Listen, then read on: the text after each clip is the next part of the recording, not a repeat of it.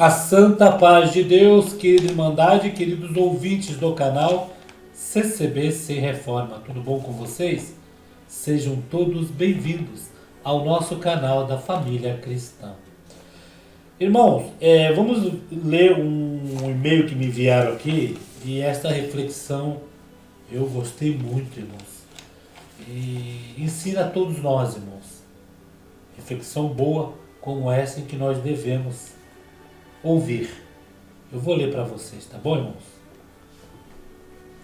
Era um filho que morava na casa dos pais e o pai dele reclamava de tudo que ele fazia.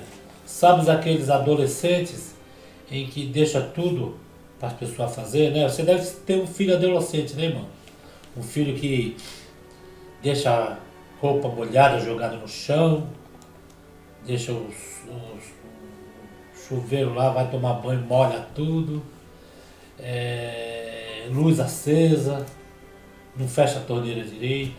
Essas coisas corriqueiras de filho, né, irmão? E essa é uma reflexão boa, viu, irmãos? Veja bem, eu vou ler aqui para vocês. O filho não gostava de morar na casa do pai. Isso era por causa da constante irritação de seu pai. Olha só o que o pai disse. Você está saindo da sala sem desligar o ventilador. A TV está ligada na sala onde não há ninguém. Desligue. Mantenha a caneta no suporte. Ela caiu. O filho não gostava que seu pai o importunasse por causa dessas pequenas coisas. Ele teve que tolerar todas essas coisas até ontem, pois estava com eles na mesma casa. Mas hoje, no entanto, ele recebeu um convite para uma entrevista de emprego. Assim que conseguir o emprego, devo deixar esta cidade. Não haverá nenhuma reclamação do meu pai. Foram seus pensamentos. Quando estava saindo para a entrevista, o pai aconselhou: responda às perguntas que lhe forem feitas sem qualquer hesitação. Mesmo se você não souber a resposta, mencione isso com confiança. Ele deu a ele mais dinheiro do que ele realmente precisava para poder comparecer à entrevista. O filho chegou ao centro de entrevistas. Ele percebeu que não havia seguranças no portão, embora a porta estivesse aberta. A trava estava projetando-se para fora. Provavelmente era um incômodo para as pessoas que entravam pela porta. Ele colocou a trava de volta corretamente, fechou a porta e entrou no escritório. Em ambos os lados do caminho, ele podia ver lindas flores. O jardineiro deixou a torneira aberta e a água da mangueira não parava de jorrar e ele não estava nas proximidades, o jardineiro. A água transbordava no caminho. Ele ergueu a mangueira e colocou-a perto de uma das plantas e foi mais longe. Não havia ninguém na área da recepção, porém havia um aviso informando que a entrevista seria no primeiro andar. Ele subiu lentamente as escadas. A luz que foi acesa ontem à noite ainda estava acesa às 10 da manhã. Ele se lembrou da advertência de seu pai. Por que você está saindo da sala sem desligar a luz? E pensei ainda que podia ouvir isso agora. Mas mesmo se sentindo irritado com esse pensamento, ele procurou o interruptor e apagou a luz. No andar de cima, em um grande salão, ele viu mais pessoas sentadas, esperando por sua vez. Ele olhou para o número de pessoas e se perguntou se teria alguma chance de conseguir aquele emprego. Ele entrou no corredor com alguma apreensão e pisou no tapete de boas-vindas colocado perto da porta. Ele percebeu que o tapete estava de cabeça para baixo. Ele endireitou o tapete com alguma irritação. Os hábitos são difíceis de morrer. Ele viu que em algumas fileiras na frente havia muitas pessoas esperando por sua vez, enquanto as fileiras de trás estavam vazias, mas várias ventoinhas estavam funcionando sobre esses assentos. Ele ouviu a voz de seu pai novamente. Por que as ventoinhas estão ligadas na sala onde não há ninguém? Ventoinha é ventiladores, viu, irmãos? Ele desligou as ventoinhas que não eram necessárias e se sentou em uma das cadeiras vazias. Ele viu muitos homens entrando na sala de interrogatório e saindo imediatamente por outra porta. Portanto, não havia como alguém adivinhar o que estava sendo perguntado na entrevista. Quando chegou sua vez, ele foi e parou diante do entrevistador, com alguma apreensão e preocupação. O oficial pegou o certificado deles e, sem olhar para ele, perguntou: quando você pode começar a trabalhar? Ele pensou: é uma pergunta capciosa que está sendo feita na entrevista ou é um sinal de que me ofereceram emprego? Ele estava confuso. O que você está pensando? Perguntou o chefe. Não perguntamos a ninguém aqui. Fazendo algumas perguntas, não seremos capazes de avaliar as habilidades de ninguém. Portanto, nosso teste foi avaliar a atitude da pessoa. Fizemos alguns testes com base no comportamento dos candidatos e observamos todos por meio de câmeras CCTV. Ninguém que veio hoje fez nada para consertar a trava da porta, a mangueira, o tapete de boas-vindas, as ventoinhas ou ventiladores ou as luzes funcionando inutilmente. Você, rapaz, foi o único que fez isso. Por isso decidimos selecioná-lo para o trabalho, disse o chefe. Ele sempre costumava ficar irritado com as disciplinas e as demonstrações de seu pai.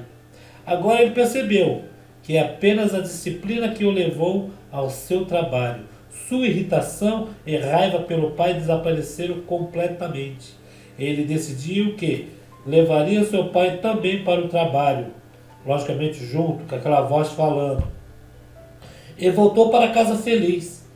Tudo o que o nosso pai nos diz, irmãos, é apenas para o nosso bem, visando nos dar um futuro brilhante.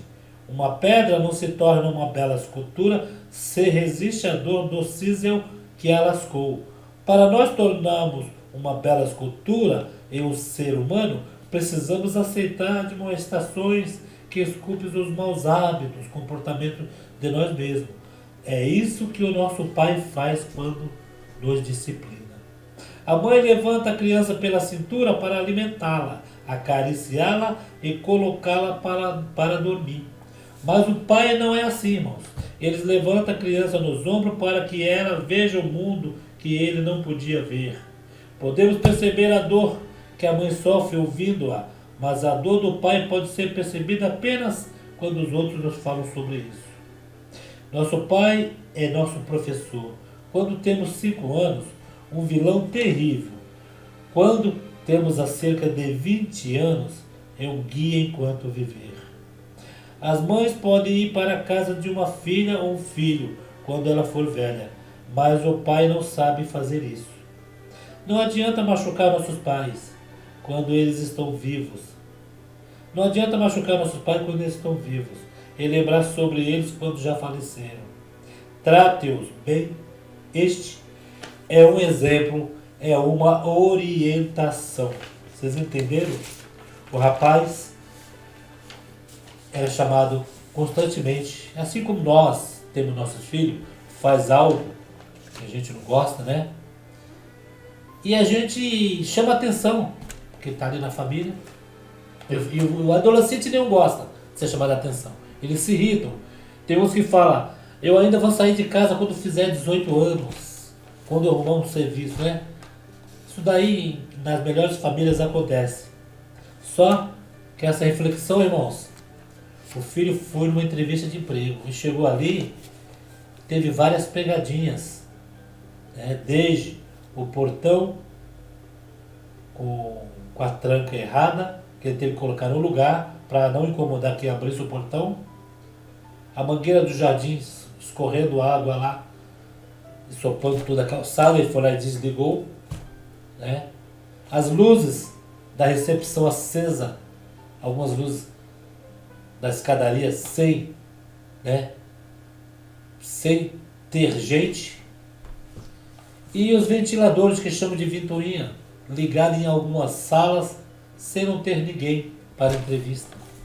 Isso tudo foi uma pegadinha da pessoa, para ver se a pessoa tem atitudes, né, em fazer as coisas, não só olhar, mas sim ter atitude sobre aquilo, irmãos.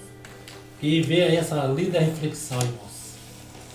Às vezes os adolescentes aí, os pais estão vivos, não têm paciência, os pais pegam no pé. Isso daí, irmãos, eu sei, conheço, já vi adolescente, isto mesmo, adolescente, que quando os pais estavam